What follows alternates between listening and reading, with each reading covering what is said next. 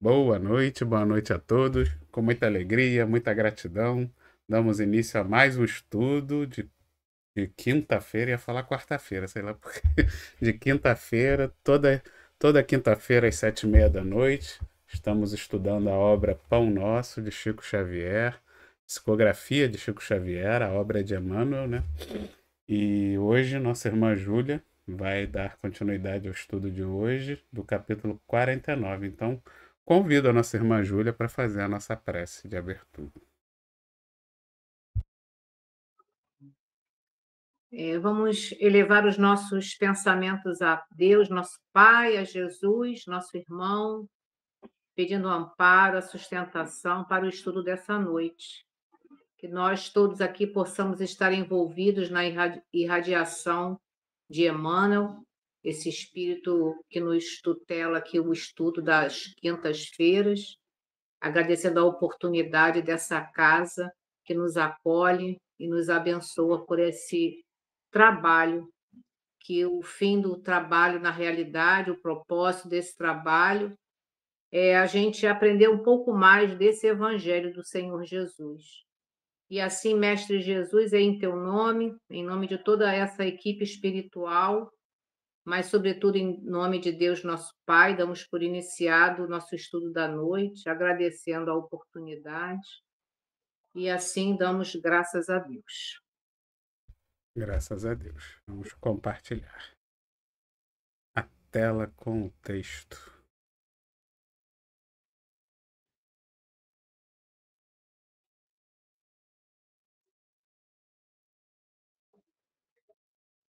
Como o Vitor já comentou, né, o capítulo é o 49, Velho Argumento, é o título, né, que Emmanuel escolhe para essa página, que está em Atos dos Apóstolos, capítulo 26 e versículo 24. Então, quando o Emmanuel fala sobre velho argumento, a gente vai entender que argumento é uma prova usada para afirmar ou negar um acontecimento. E a gente vai ver no decorrer do texto que Paulo, que ele teve uma mudança muito grande na sua trajetória, quando ele passa de perseguidor a perseguido, né? Então, a gente vai ver que esses argumentos que são lançados dentro de todo esse contexto, a gente vai ver que isso é o não entendimento do propósito daquele momento de Paulo de Tarso. Então, Emmanuel recolheu, né, do livro de Atos dos Apóstolos a, a, a frase que nos diz assim: e aduzindo ele isto em sua defesa, disse Fasto em alta voz: estás louco, Paulo?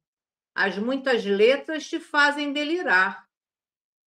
E aí a gente vai ter que entender um pouquinho como é que está esse contexto dessa frase. A gente, só para lembrar, Atos dos Apóstolos, ele foi escrito por Lucas, né? Após 3 décadas da morte de Jesus, que naquele momento o cristianismo já estava desenvolvido. Os textos de Atos dos Apóstolos vai falar daqueles que colaboraram com a divulgação da mensagem de amor e de luz. É um texto histórico com narrativas bem fortes e o objetivo era despertar emoções e as ações das pessoas. O autor Lucas passa a fazer parte da comitiva de Paulo, a comitiva de Paulo, Silas e Timóteo. Então, existe uma história atrás de todo esse texto. E vale lembrar que Lucas ele era médico e ele trabalhava nas embarcações. E esse convite de Paulo faz com que ele faça todo esse trabalho dessa narrativa aí da mensagem de Paulo, né, de trazendo para nós todo esse trabalho. Então, e nesse capítulo especificamente, né, Paulo traz a sua defesa. Ele tá se defendendo diante do rei, que é um rei chamado Agripa II, e do governador, esse governador que Emmanuel cita aí, né, dessa mensagem. O governador chama Festo. E tinha outros líderes ali da Cesareia. A Cesareia é aquela parte da Palestina. Então, o que Paulo faz? Narra a sua história, ele fala que ele é um fariseu, que ele foi um fariseu e perseguidor dos cristãos até a sua conversão. E essa conversão se deu, como todos nós sabemos, na estrada de Damasco. E aí ele relata esse chamado para que ele possa ser esse apóstolo dos gentios, ou seja, ele levar a mensagem de Jesus para todo o povo judeu e fora ali da Judéia. Né? Ele tinha essa missão de levar essa esperança e o que a gente sempre fala, né, dessa salvação, né, desse despertar, né, dos erros. E Agripa, naquele momento, quando Paulo está se defendendo, falando qual era o propósito dele, de tudo que ele passou como perseguidor e tudo mais, o Agripa ele fica tão impressionado com as narrativas e com a sinceridade de Paulo, principalmente com a sua inteligência. A gente não pode esquecer que Paulo era um fariseu e ele tinha um conhecimento total de todos os textos do Velho Testamento, né?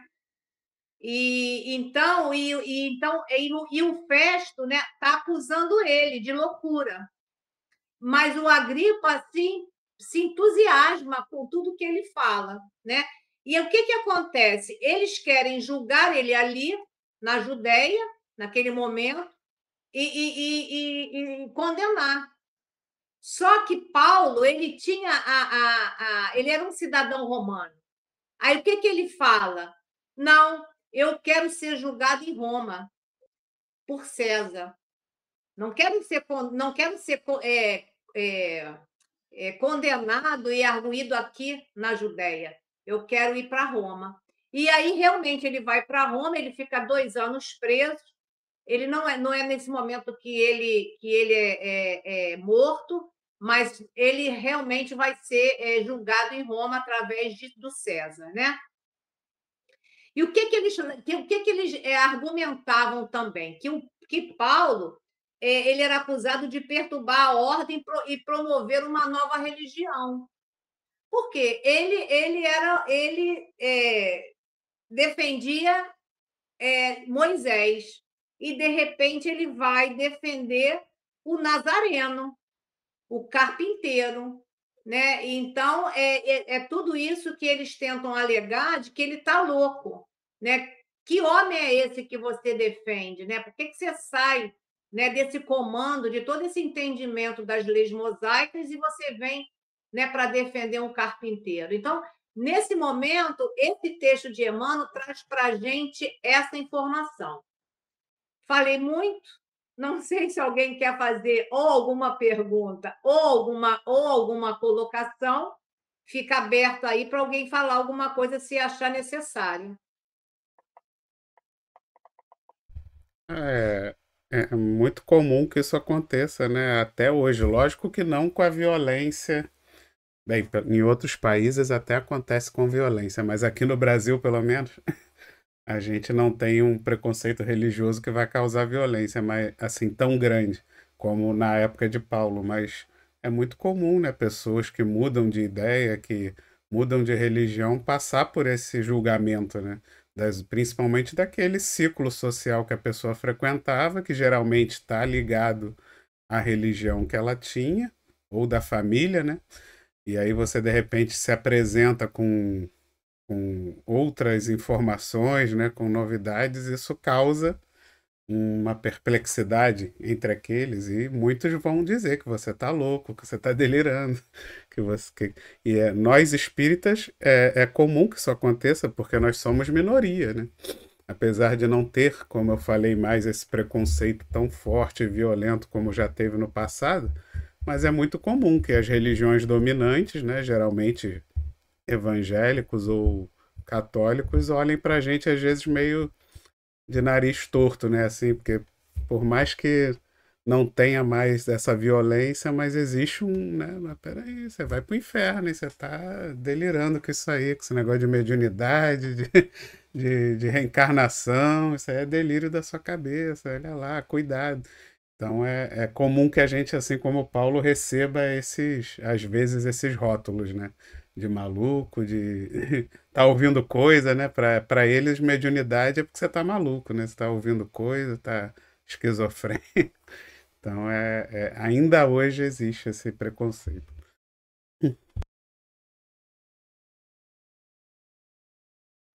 Então, eu vou seguir agora com o primeiro parágrafo que o Emmanuel diz: é muito comum lançarem aos discípulos do Evangelho a falsa acusação de loucos, que lhes é imputada pelos círculos cientificistas do século.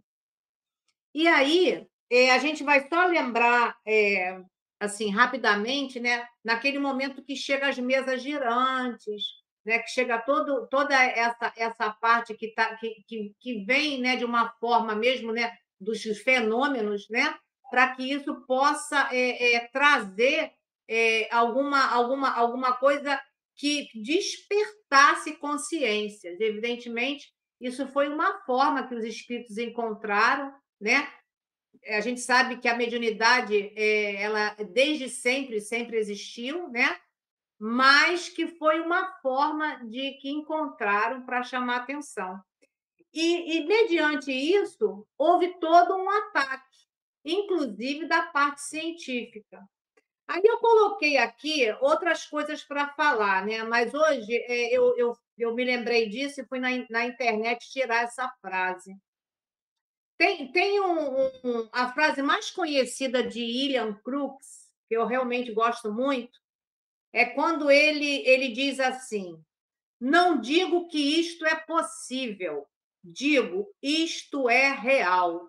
Ele proferiu essa frase após constatar a veracidade de fenômenos que investigava, inicialmente com o intuito de desmascará-los como fraudes, mas que, ao analisar os fatos, reconheceu como reais.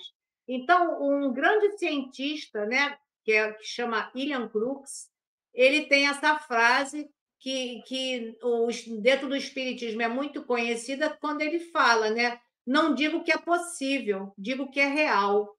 Então, e isso também a gente vai vendo em Kardec, lá na questão 798 do Livro dos Espíritos, quando Kardec pergunta se o Espiritismo se tornará uma crença comum ou permanecerá sendo partilhado por algumas pessoas. E os espíritos disseram, a resposta é grande, eu só vou trazer uma frase, certamente ele se tornará uma crença comum e marcará uma nova era na história da humanidade, porque está na natureza e chegou o tempo em que deverá ocupar seu lugar entre os conhecimentos humanos. E lá na Revista Espírita, Kardec ele traz, em junho de 1859, ele traz duas frases que eu retirei para a gente colocar no nosso estudo. Os crentes são chamados de loucos. Amanhã será a vez dos que não creem, exatamente como outrora eram tratados de loucos, os que acreditavam que a terra girasse, o que não a impediu de girar. E uma outra frase: não aconteceu o mesmo com todas as grandes descobertas? Cristóvão Colombo não foi repelido duramente, coberto de desgostos e tratado como insensato? Então, essa é uma visão, né, que eu trago dentro desse primeiro parágrafo, para a gente ter a consciência de que todos aqueles, né, que saem daquela linha, né, delimitada, né, do normal, né, e que vai ousar um pouco mais, é tido ou é afastado, ou é repelido, ou é chamado de louco. Mas os loucos do passado, através da ciência, foram sendo comprovados, né, que não era tanta loucura assim, né? Então, assim, estão sempre acima do tempo, né? E trazem sempre uma proposta. E isso chama o quê? Progresso. Deixo para vocês aí.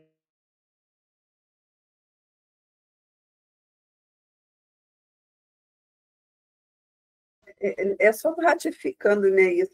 É exatamente isso, né? Tudo que é aquilo que sai do padrão, né, estabelecido, as pessoas taxam como louco, né? Por isso que o texto bem diz, o velho argumento. É o velho argumento de chamar as pessoas de você está louco, você é insano, isso aí tenta desacreditar a pessoa, né, com esses argumentos, né, que totalmente distorcidos, né? E como a Júlia falou, um tempo mostra que eles que tinham razão. Os loucos acabam tendo razão, né? Não são tão loucos assim. Eles estão além do seu tempo, né? Os visionários, na verdade. Sempre assim. Mas tem que prestar atenção, porque tem alguns que realmente são loucos, né? Completamente fora da casinha.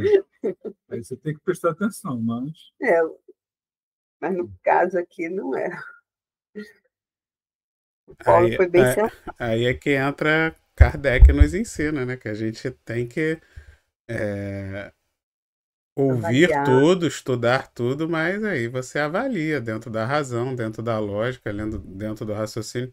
E até mesmo uma coisa que às vezes a ciência ainda não pode provar, mas você não necessariamente você precisa ridicularizar certas teses, né? Você pode mantê-las como, ainda não tenho certeza, não sei, ainda não é possível averiguar, mas aquilo ali pode ficar em stand-by, né? Aguardando um outro momento onde a tecnologia avança.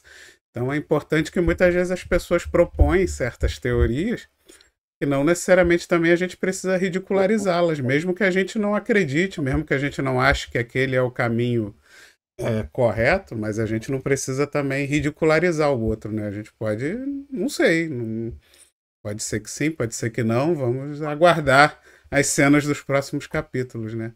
Mas não muitas vezes já abrir mão e botar a pessoa para baixo como você, né? Porque como você falou, o tempo depois há de mostrar e de repente a gente que achou que estava certo vai ver que estava errado e vice-versa. Exatamente. Kardec, eu não sei aonde está, porque isso não está me surgindo agora. Kardec diz que é mais fácil você rejeitar 9 verdades, não é isso, do que aceitar uma mentira. Né? Então, essa realmente é a condição daqueles que estão numa proposta, né, de conhecimento. Eu acho que é isso que faz a diferença, né, do espiritismo com relação a nos dar o que a gente possa raciocinar, né, que a gente possa buscar, né? E Kardec sempre falou, se a ciência avançar, né, e ele tiver tendo falado qualquer coisa errada, que a gente fique com a ciência. Mas até hoje, né, nada foi mostrado que foi dado pelos espíritos até hoje que tenha sido equivocado.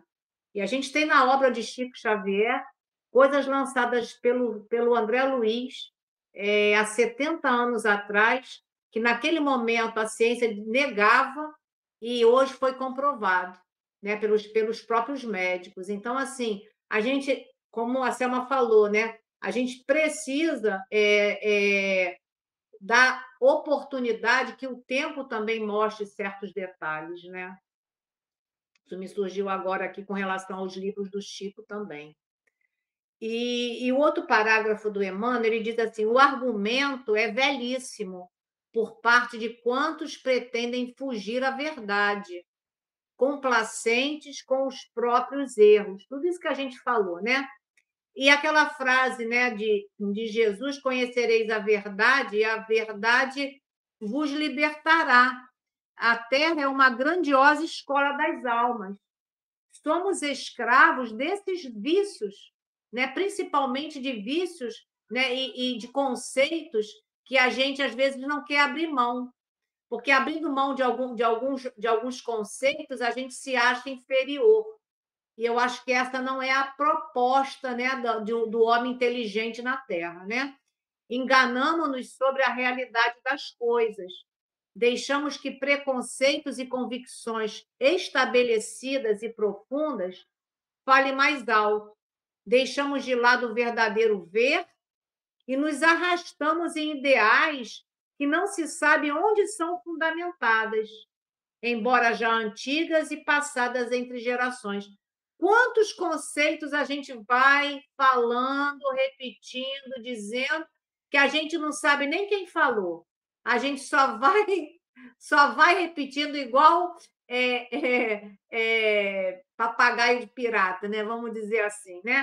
E a gente, às vezes, não sabe nem o fundamento. Ah, mas eu ouvi falar, né? E a gente vai vendo que hoje, isso, a gente tem os nomes, né? Hoje, na modernidade, dos fake news, mas isso são convicções que, às vezes, estão lá no passado e a gente vai trazendo isso para o presente como se fosse uma verdade. No nosso evangelho, lá no capítulo 6, no item 5, eu tirei um pedacinho que o Espírito de Verdade trouxe para nós. Espíritas, amai-vos, eis o primeiro ensinamento. Instruí-vos, eis o segundo. Todas as verdades se encontram no cristianismo. Os erros que nele criaram raízes são de origem unicamente humana. E eis que do outro lado do túmulo, onde acreditáveis que nada existia, vozes vos gritam: irmãos, nada morre. Jesus Cristo é o vencedor do mal. Sede os vencedores da impiedade. Então, o próprio Espírito de Verdade diz para nós que há necessidade que a gente se instrua, né? E nós temos essa proposta, né? E a gente faz essa busca, né? Para que a gente possa fazer a diferença no mundo.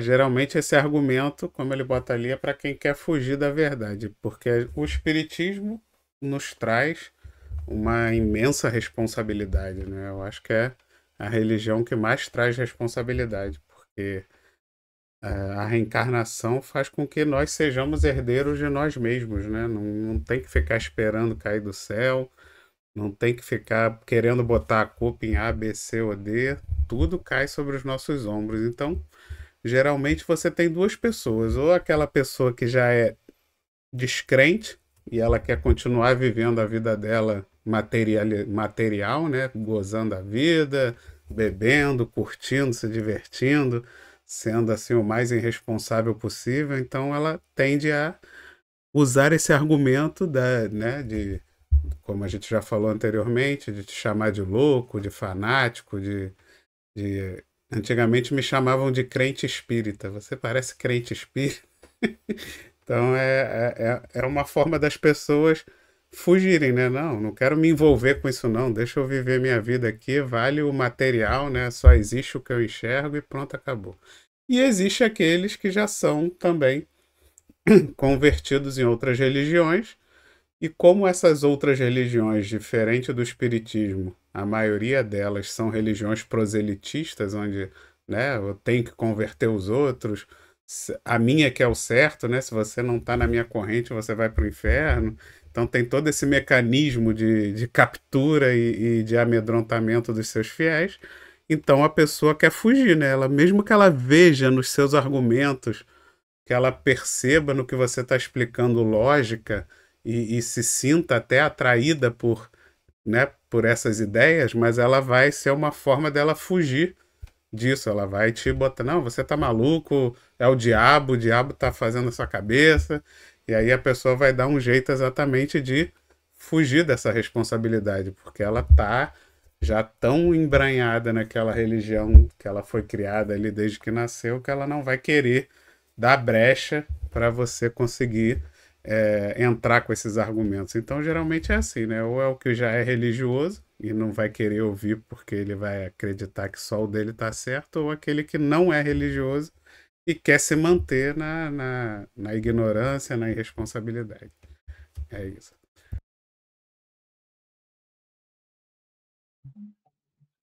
Então, eu vou continuar. No outro parágrafo, há trabalhadores que perdem valioso tempo, lamentando que a multidão os classifique como desequilibrados.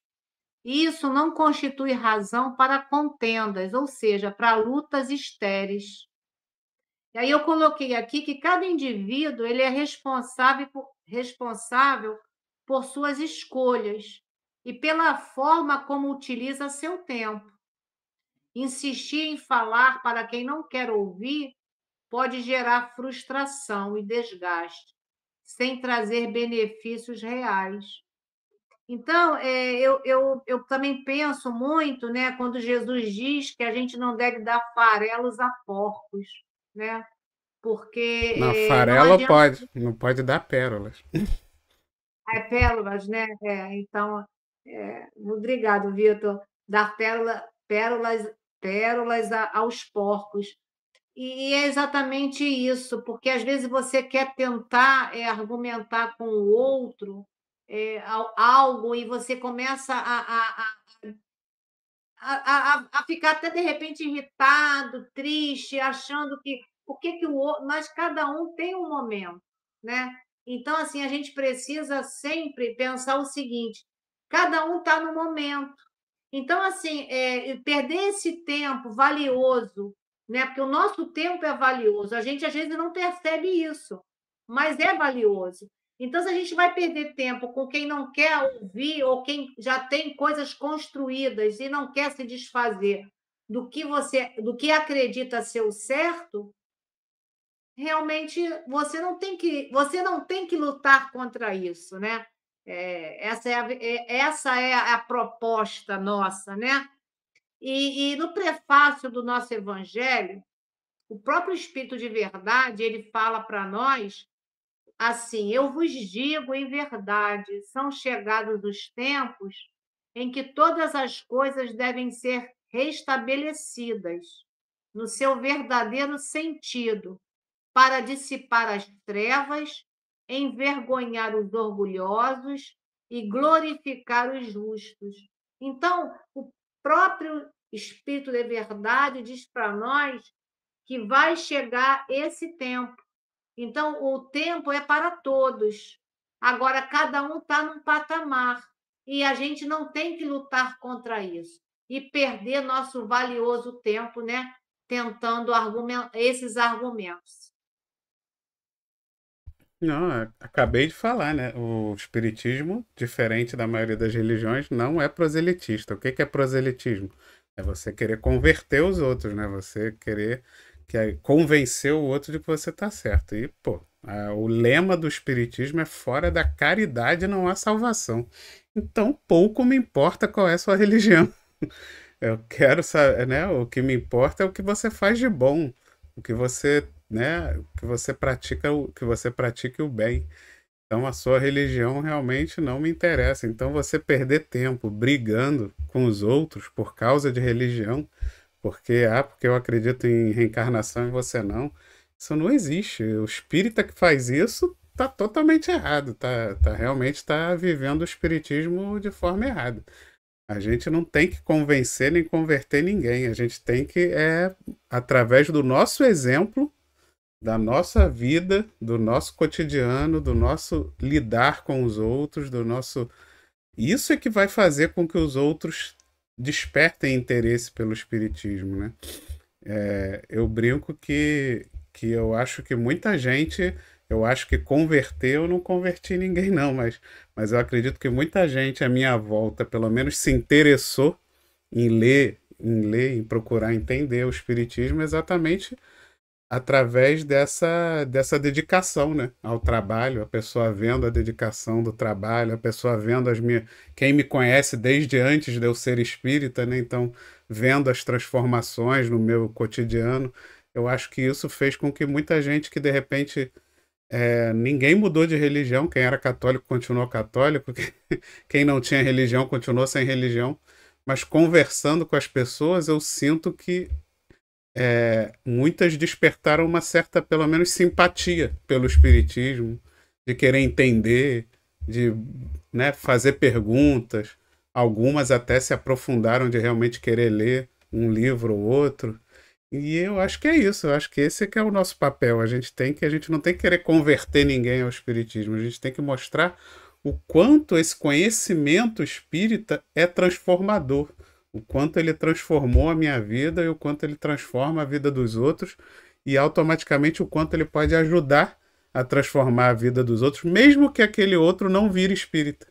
Mas se ele de repente simpatizar com a ideia da reencarnação, entender que isso é uma possibilidade, pelo menos, mesmo que ele não acredite ainda, não tenha certeza, mas ele acreditar que isso é uma das possibilidades, e aí ele se preocupar, então, né, como é que eu vivo uma vida sabendo que existe a possibilidade da reencarnação?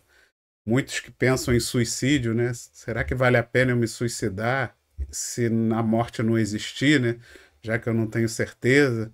Então, isso tudo desperta essas consciências. E aí, como a Júlia falou, o dia que realmente, né, tiver um acontecimento maior, algo mais importante que a pessoa. E aí vai chacoalhar e de repente a moeda vai cair, né? A ficha vai cair, né? Gíria de velho aí, né? Ficha cair, porque o jovem não sabe nem o que é uma ficha. Mas vai acontecer, porque acontece na vida de todo mundo esses acontecimentos. E eu acho que é parte nossa a gente estar sempre ali, disposto a ajudar, a dar o exemplo e não a achincalhar, né? Não fazer igual. Porque aí quando a pessoa vier de repente pedindo, aí você vai lá e faz igual, né? Ah, viu? Aponta o dedo, eu te avisei, você não quis me ouvir. Aí pronto, aí você já errou, aí você vai afastar. De repente aquela pessoa que estava se aproximando, você vai afastar de novo ela se você agir dessa forma, né? Então, é isso que eu tinha para falar desse parágrafo. Ô, Vitor, o bom do espiritismo é que você, no meu caso, assim, né? Você não precisa ficar debatendo, discutindo com A ou B. A minha igreja é melhor, a minha religião é melhor. Você vive a sua vida, o seu exemplo é que vai, os outros vão percebendo. Mesmo sem você perceber, os outros estão te percebendo. Isso já aconteceu comigo. Ficaram percebendo que eu mudei, né? E aí ficaram curiosos de saber o que está acontecendo. Aí foram procurar saber. Hoje em dia, até frequenta, estuda, né? Porque chama atenção. A gente se transforma de tal maneira que você não precisa ficar, vem para o meu barco, que o meu barco é melhor, tem Coca-Cola. Não, entendeu? É natural. É Coca Zero, pelo menos, que eu não posso beber com normal, não. Com certeza, com certeza. Se for Pepsi, é melhor. Ai, meu Deus. Seguindo aqui. Muitas vezes o próprio mestre foi interpretado por demente e os apóstolos não receberam outra definição. Então, Jesus ele se apresentava como filho de Deus e afirmava ter um reino que não era deste mundo, né? E foi por conta desse reino, né? Desse tal reino, né? Que Judas fez o que fez, né? No entendimento equivocado desse reino, né? Jesus questionava as tradições e práticas religiosas estabelecidas, o que era visto como uma afronta, né? Pelos líderes religiosos da época, né? Ele disse: eu não vim derrogar as leis, né? Eu vim cumpri-las. Só que ele trouxe uma proposta do amor, né? E isso não foi reconhecido, né? E as curas também realizadas por Jesus, né? Tudo isso foi como se fosse uma questão naquele momento, de que ele estivesse afrontando as autoridades, ou ele quisesse trazer essa discórdia. E a proposta não era essa, né? Era uma proposta de amor que, naquele momento, né, nós que estávamos lá não entendemos essa proposta. Então, a gente vem arrastando 2025 anos tentando trazer, né, essa proposta, né, de Jesus, né, hoje com a claridade do Espiritismo, para que a gente possa, de fato, né, que muita coisa hoje, muitos de nós ainda não entendemos. Porque, às vezes, a gente traz as religiões do passado, a gente traz elas como uma corrente do medo, né, do mal, do perigo, e a gente não entende, né, que a proposta é confiança, né? A proposta é fé, e fé é uma entrega. Diante das dificuldades, todos nós devemos ter fé. E essa é a proposta, né, que Jesus trouxe para nós, né, desse amor, dessa condição, desse despertar, né, sair dessa coisa que Deus castiga, né, que existe o mal. Tudo isso somos nós que ainda detemos muitas coisas equivocadas do passado e a gente ainda vem arrastando elas até o dia de hoje. Então, essa é a proposta, que a gente desperte. Desperta tu que dormes, é a proposta. Jesus veio trazer o amor, mas ele sabia que ia trazer a guerra, né? Tanto que ele mesmo falou isso. Não por ele, né?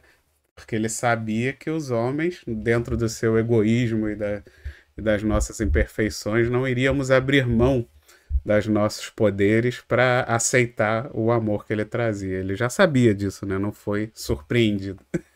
Mas é isso, né? Então eu até diria que, na verdade, ele foi muito bem interpretado. Ele não foi mal interpretado, não. Principalmente pelos doutores da lei. Eles entenderam muito bem o que Jesus veio trazer e fizeram justo porque entenderam. Porque sabia, vamos matar esse cara. Ele tá... Eu tô entendendo direitinho. Inclusive, ele não veio derrogar a lei. Ele fez pior. Ele veio apontar o dedo e dizer que a gente não tá praticando a lei da forma correta, né? Tipo assim, ele não veio mudar, ele veio dizer que a gente está fazendo errado. Então vamos acabar com ele. Então, na verdade, né, ele foi muito bem interpretado. Só que os homens não quiseram abrir mão por nosso egoísmo. Será que nós abriríamos mão dos nossos privilégios, dos nossos poderes, se também fôssemos, como é que se diz assim, dessa forma, ameaçados por alguém, né? Então, é isso que a gente tem que pensar, porque às vezes nos pequenos gestos, nas pequenas coisas, a gente às vezes se sente injustiçado, se sente é meu direito, é isso, é aquilo, e às vezes pode ser alguém querendo realmente melhorar, querendo mudar as coisas para que seja melhor para todos e não só para nós, e a gente pode não estar enxergando isso, ou está enxergando, mas não quer abrir mão, né? Então, que não sejamos os novos fariseus e que a gente possa enxergar muitas vezes certas situações que podem vir a piorar a nossa situação, mas que a gente entenda, tá, mas isso que está mudando piora a minha situação, mas melhora a situação da maioria, né? Então a gente tem que entender isso para que a gente tenha mais aceitabilidade das mudanças e fazer com que essa transformação para o coletivo aconteça de forma mais rápida, né? Para que não façamos como os fariseus e sejamos a peça que quer brecar a evolução. É isso. E agora tem um outro parágrafo, e ele é bem grande, né? E a gente vai ler aqui que Emmanuel traz. Numa das últimas defesas, vemos o valoroso amigo da gentilidade ante a corte provincial de Cesareia, proclamando as verdades imortais de Cristo Jesus. A assembleia toca-se de imenso assombro. Aquela palavra franca e nobre estarrece os ouvintes.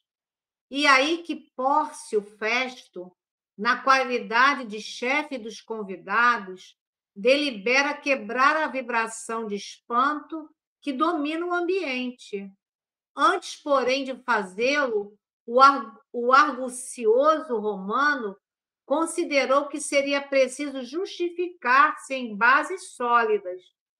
Como acusar, no entanto, o grande convertido de Damasco, se ele, Festo, lhe conhecia o caráter íntegro a sincera humildade, a paciência sublime e o ardoroso espírito de sacrifício. Lembra-se, então, das muitas letras, e Paulo é chamado louco pela ciência divina de que se dava testemunho.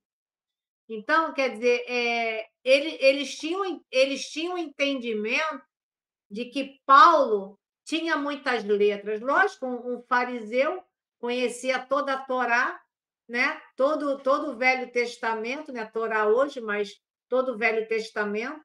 Né? Então, assim, e era um caráter íntegro, porque ele não mudou o caráter dele, ele não mudou de um homem paciente, ardoroso, o espírito de sacrifício, porque ele já era assim quando ele tratava da lei mosaica.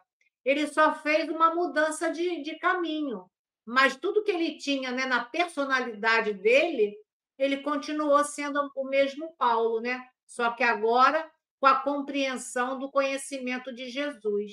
E aí eu trago uma frase que está lá na primeira epístola aos Coríntios, lá no capítulo 1, e é no versículo 18, que o próprio Paulo traz para nós, porque a palavra da cruz é loucura para os que perecem, mas para nós que somos salvos é o poder de Deus.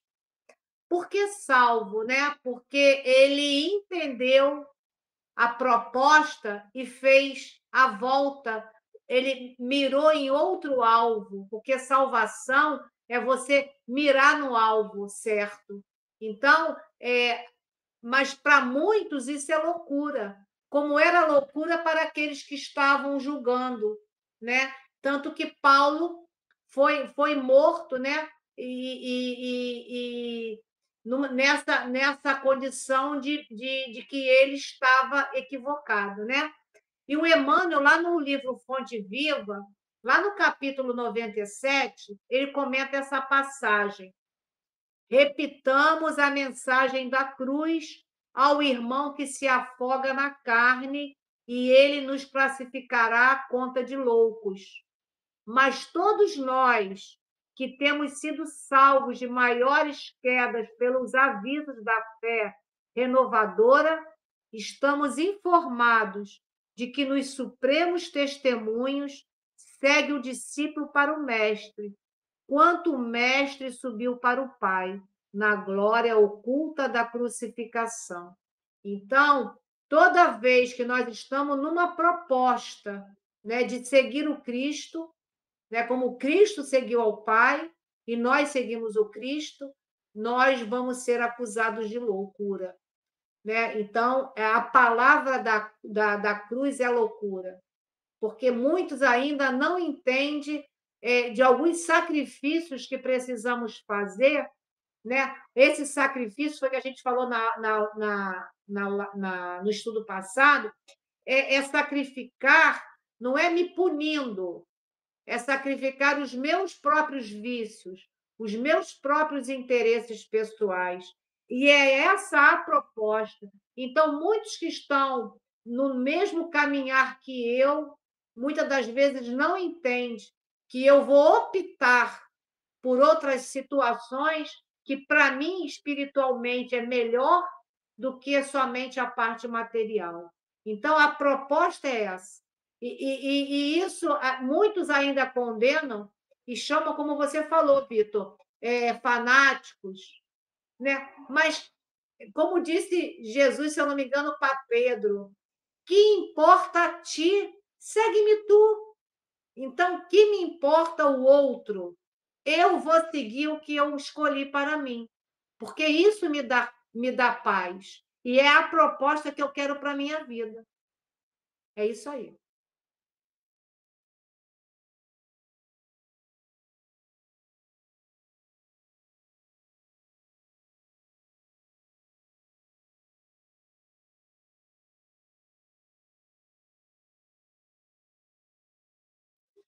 Então, vamos seguir para terminar, né? Que a gente agora vai para o último parágrafo. Recorda, pois, o abnegado batalhador e não dispense a preço as falsas considerações de quantos te provoquem o abandono da verdade. O mal é incompatível com o bem, e por poucas letras ou por muitas, desde que te alistes entre os aprendizes de Jesus. Não te faltará o mundo inferior com o sarcasmo e a perseguição. Então, não importa, né, como ele falou aqui, poucas letras ou muitas, né, para que a gente possa caminhar como um aprendiz de Jesus. Porque, na realidade, o que importa, na verdade, é o que vai dentro do teu coração. É a proposta que eu tenho, como o Vitor falou, o meu exemplo, o que eu já posso dar de mim. Às vezes eu não tenho condição de falar bonito como Haroldo Dutra, como Arthur Valadares, um Décio Iandoli, né, que tem estudo. Mas qual é a proposta que sai do meu coração quando eu estou diante do meu irmão que sofre? Jesus não quer palavras bonitas, né? Textos longos, falas com frases muito belas. A proposta não é essa. Todos são chamados. Agora, qual é como eu vou desenvolver esse trabalho nessa caminhada? É isso que vai falar por si, né? Então, eu coloquei a visão cristã nos ensina a identificar o convite e a compreensão, iniciando essa jornada de esforço para o reencontro da harmonia com eles. Lembremos, então, toda vez que a incompreensão nos ameaça o trabalho, recordemos que se ele, o Mestre e Senhor, nos convidou a amar os próprios inimigos. Então, incompreensão vai existir sempre, os inimigos, né, que são aqueles que são opostos às minhas ideias, né, que inimigos é uma palavra que a gente sabe dentro do Evangelho, é aquele que é opositor, né, é aquele que está contra alguma ideia. Mas isso, se a gente entender que isso não faz inimigo, né, ele é um irmão que ainda não compreendeu, a gente pode seguir com a mesma proposta de antes, sem esmorecer, né? Mesmo com a falta de incompreensão, né? A compreensão não se improvisa, ela é obra de tempo, colaboração e harmonia. Imita o lavrador prudente, devotado, se deseja atingir a colheita de grandes e preciosos resultados. Então, a gente está na tarefa, e nós estamos aqui nessa tarefa com Jesus, como esse trabalhador que vai lançando as sementes, a necessidade de regar, a necessidade do sol, da água, de tudo mais, né? Para que essa semente ela possa germinar. E o que a gente pode germinar também no coração do outro? Né? Essa é a proposta. E para encerrar, eu trouxe também uma frase que está lá na primeira epístola de Paulo aos Coríntios, no capítulo 9, que ele diz assim: para os fracos, fiz-me fraco, a fim de ganhar os fracos. Tornei-me tudo para todos, a fim de salvar alguns a todo custo. Então, não adianta eu me fazer superior ao outro, porque isso eu não resgato ninguém. Eu tenho que me fazer igual, né? Como eu acabei de falar, não é grandes letras. Jesus não pediu para nós esse tipo de esforço. Como disse Chico, ele não pediu que a gente escalasse o Everest. Ele quer muito menos de nós. Ele quer só que a gente faça, né, esse trabalho da caridade, né? Essa oração que é a ação que a gente precisa fazer em benefício de nós e do outro. Ô, Julinha, você estava falando aí, eu me lembrei, ontem eu fazendo meu evangelho, segundo o Espiritismo, falou sobre a caridade, eu li sobre a caridade e a beneficência. Aí estava dizendo assim, exatamente mais ou menos isso que você falou, a questão assim, que a gente pode fazer alguma coisa, assim, que as pessoas falam assim, eu não posso fazer caridade porque eu não tenho dinheiro, não tenho como ajudar, né? E existem muitas formas de se fazer a caridade, né? Essa beneficência e tudo, que às vezes por palavra. Então, quer dizer, como você falou, poucas palavras, muitas palavras, você pode não ter a eloquência do Haroldo, né? Mas é o que vai dentro do seu coração. Às vezes, uma boa palavra, né? Uma palavra de amor, de conforto, né? Sincera, ela é uma caridade, ela é uma ajuda, ela tá, né? É a beneficência, né? Além dos atos que nós podemos fazer, né? Tem a questão da palavra e dessas ações. Isso que você estava falando, né? De tudo isso, eu lembrei desse estudo ontem mesmo que eu fiz, que falou sobre isso, né? Tem um pouco relacionado a essa questão da fala, né? Da palavra, de levar, né? Essa palavra do Cristo, né? Para as pessoas, porque, na verdade, somos todos irmãos, né? De um único Pai. Então, a gente tem que entender isso, né? Olhar para o outro sempre com um olhar de compaixão, de amor, e tudo mais. É isso que me remeteu a essa lembrança do Evangelho, que fala sobre isso. Esse último parágrafo me lembrou os trabalhos que a gente faz com moradores de rua, tanto o daqui do CEAS quanto lá em Botafogo, que eu faço lá no Bezerra, e eu já ouvi muita coisa, né? Já ouvi muito sarcasmo, muita perseguição lá em Botafogo, principalmente, até perseguições internas dentro da casa espírita, querendo acabar com o trabalho. Pessoas na rua que já abordaram a gente, assim, dizendo que está errado, que é um absurdo. Então, é normal, as pessoas, por elas não quererem fazer aquele trabalho, por elas não quererem se dispor, elas se incomodam com quem faz e querem te derrubar, né? Querem te puxar, querem que você pare também, para que aquilo não faça mais mal a elas, né? Porque faz mal a elas ver algumas pessoas fazendo bem e ela não. Então a gente não pode se abalar, a gente tem que continuar no nosso trabalho, por menor que seja, por mais humilde que seja, por mais que não cause grandes transformações, é importante a gente entender que é assim mesmo, é de pouquinho em pouquinho, é de tijolinho em tijolinho. Qualquer pouco que a gente faça é melhor do que não fazer nada.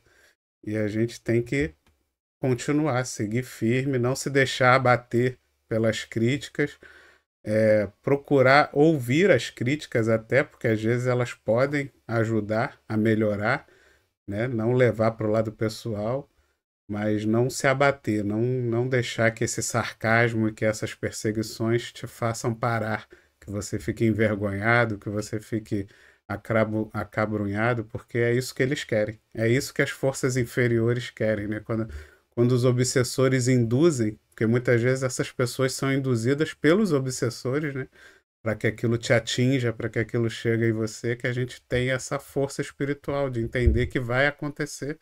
Aconteceu muito pior com Paulo e com Cristo, por que que não vai acontecer com a gente?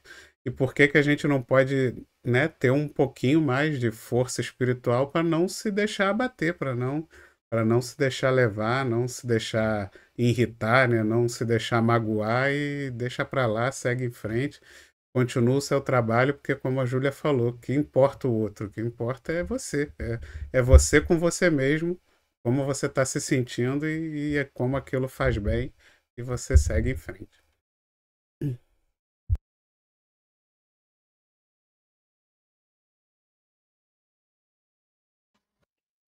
É isso mesmo. Bem, então, mas vai falar mais alguma coisa, Júlia, para finalizar ou não? Quando a gente fala, né, desse mundo inferior, né, que a gente faz a colocação, né, dos obsessores, a gente faz um estudo aprofundado da vida e obra da Dona Ivone Pereira, toda terça-feira. Então, a Dona Ivone ela tinha um carinho, né, pelos irmãos obsessores. porque ela dizia que através do amor, né, desse trabalho, né, dessa renúncia, que você traz eles para a luz. Então, assim, porque na realidade, quando a gente fala obsessor, a gente sempre pensa que é o outro que está fazendo mal, mas se a gente for ver o passado, às vezes aquele obsessor foi você que o prejudicou. Ele só está equivocado, ele só precisa de um novo direcionamento, né? E a Dona Ivone trabalha muito essa parte, né, do nosso aprendizado, né? Porque a tua própria atitude, né, de você consegue ajudar quem está sendo o teu obsessor e você consegue ajudar quem está ao teu redor, como você falou. O teu próprio exemplo mostrou para muitos que estavam junto de você numa caminhada de como você fez uma diferença, né? Então, assim, que a gente possa pensar que às vezes acontecem coisas desse mundo inferior que chegam até nós, mas o que isso está me convidando a fazer de mudança? Porque a gente sempre pensa que é o mal, né? Mas o mal é somente a ausência do bem, ele não tem existência real. Então a gente precisa sempre perguntar o que isso está tentando me mostrar? O que eu preciso aprender com isso? Né? E não só recusar, não só afastar, mas o que eu preciso me transformar, porque a nossa proposta hoje é a transformação moral. A transformação moral ela não é fácil, porque a gente tem várias camadas que a gente precisa tirar elas. E a gente tem vendas nos olhos.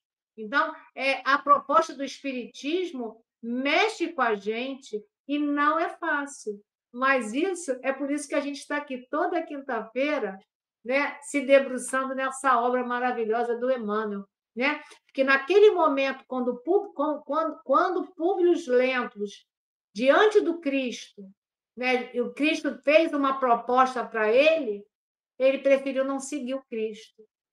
Né? Mas quem se tornou Emmanuel? Né? Ou quem se tornou Públio Lentulus?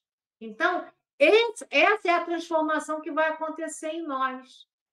A gente não vai, talvez, ter o Cristo diante de nós como ele teve, mas o Cristo está diante de nós porque ele habita dentro de mim. Né? Então, é isso que a gente precisa sair, né, de sermos vítimas, né? Ou de ter esses algozes que nos prejudicam, para que a gente possa se modificar. Então, a gente já tem a diretriz, porque o Cristo vem fazer o quê? Ele é mestre e ele é modelo. Basta a gente seguir. É isso. É isso aí, pessoal. Então, estamos encerrando mais um estudo. Agradecer a nossa irmã Júlia, que nos guiou pelo estudo da noite de hoje. Agradecer a presença de todos. Sem vocês, esse estudo não existiria. E pedir ao nosso irmão João, que vai fazer o estudo da semana que vem, para fazer a nossa prece de encerramento. Então, vamos fechar os nossos olhos, elevar o nosso pensamento a Deus, nosso Pai, e, mais uma vez, agradecer ao nosso Mestre, irmão Jesus, pelos ensinamentos e os exemplos que ele nos deixou. Que nós possamos, amanhã, sermos melhores do que fomos hoje. Que nós possamos ser a luz para um irmão que precisa, seja ele encarnado ou desencarnado. Que nós possamos viver a caridade do Mestre Jesus. Graças a Deus. Graças a Deus. Graças a Deus. Então, pessoal, se inscreve no canal, ativa o sininho para receber as notificações, deixa o seu joinha e vamos compartilhar para que essa mensagem chegue o mais longe possível. Fica com Deus, pessoal. Até semana que vem. Uma excelente semana para todos. Boa noite.